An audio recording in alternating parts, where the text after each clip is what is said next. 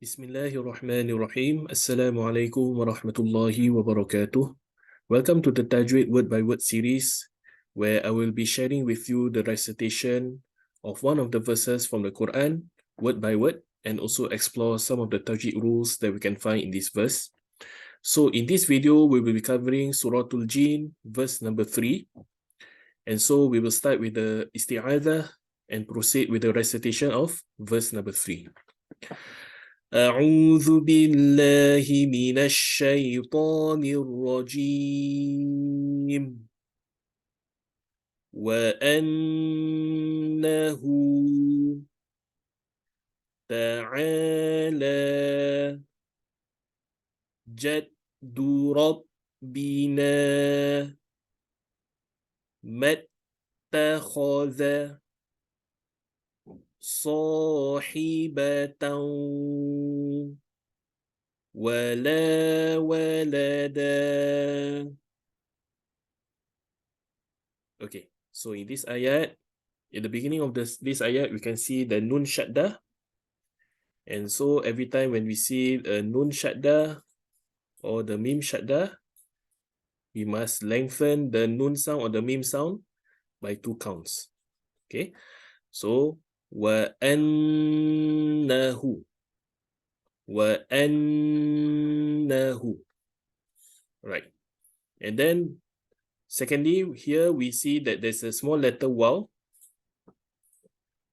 And every time in the Quran, when we see a small letter, okay, we can regard it as the usual letter when we want to read as per normal. Meaning to say, for this one, if let's say I do not want to stop after the who, then this waw I need to include in my recitation. So what we have is the letter ha with the dhamma plus the waw. So this who, I need to read it for 2 counts. وَأَنَّهُ وَأَنَّهُ. Alright.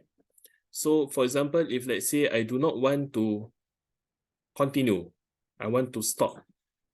Alright, after this, then in this case, the waw can be ignored and the letter ha will be given a sukun because we want to stop. Therefore, it becomes وَأَنَّهُ وَأَنَّهُ.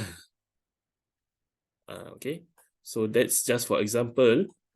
So normally we wouldn't want to stop right after here, okay, because firstly this is the beginning of the ayat, and then also the word is quite short, right?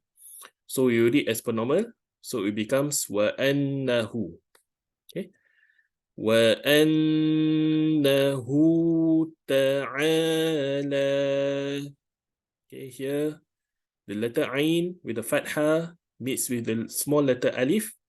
So same thing, when you see a small letter alif, you can regard it as a normal alif. So ain with the fatha meets with the alif, therefore a, we have to read for 2 counts. And the la as well, we have to read for 2 counts. So it's ta'ala, ta'ala. Next, we have jaddu rabbina mattakhadha. Okay, for this word, we have the letter mim with the fatha ma straight to the letter ta, which has the shadda. So it becomes mat. Mat. So this alif and the hamzatul wasl in between, okay, we can choose to ignore them. We don't have to include them in our recitation. So it is just mattakhadha. Mattakhadha.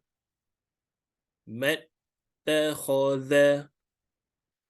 After that, we have saw. Okay, saw is 2 counts because we have the sod with the fatha meeting with the alif. Sahibatan. Okay, so here we have the fathatain meeting with the letter waw. So when we have fathatain between the letter waw, we have idgham bil gunnah.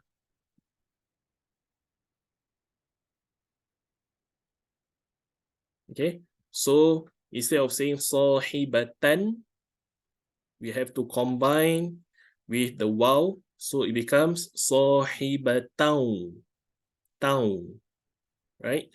And second thing, we have to nasalize for 2 counts, so it becomes sahibatau wala, sahibatau wala,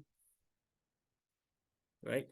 And then last one, at the last part of the ayat, we have walada.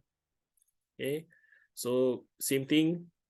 The last part of the ayat ends with the fathatain. So when we want to stop, we have to convert the fathatain into a fatha. So we have the dal with the fatha and alif. So it's da.